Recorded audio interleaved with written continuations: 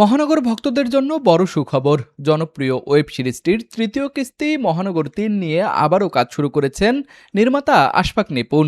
নিজের জন্মদিনে প্রকাশ করা এক ভিডিওতে নিপুণ বলেছেন, এখন স্ক্রিপ্টটা শেষ করে আসি, হাতে সময় বেশি নেই। এরপর মহানগরের পরিচিত সূচনা সঙ্গীত গেয়ে শোনান তিনি।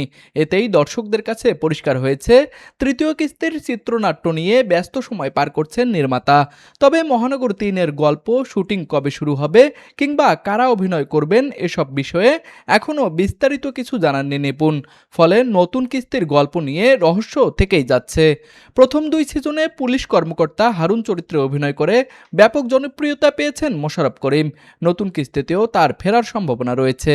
পাশাপাশি কলকাতার অভিনেতা অনির্বাণ ভট্টাচার্যকেও দেখা যেতে পারে, এমন আলোচনাও রয়েছে। ২০২৩ সালে দ্বিতীয় সিজন মুক্তির পর থেকেই মহানগর ৩-এর অপেক্ষায় ছিলেন দর্শকরা।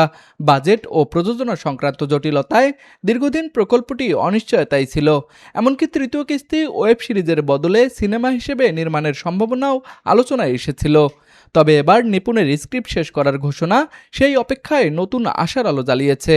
এখন দেখার বিষয়, হারুনকে নিয়ে মহানগরের তৃতীয় অধ্যায়ের গল্প কোন দিকে মোড় নেয়। বিনোদন ডেস্ক, আরসিটিভি।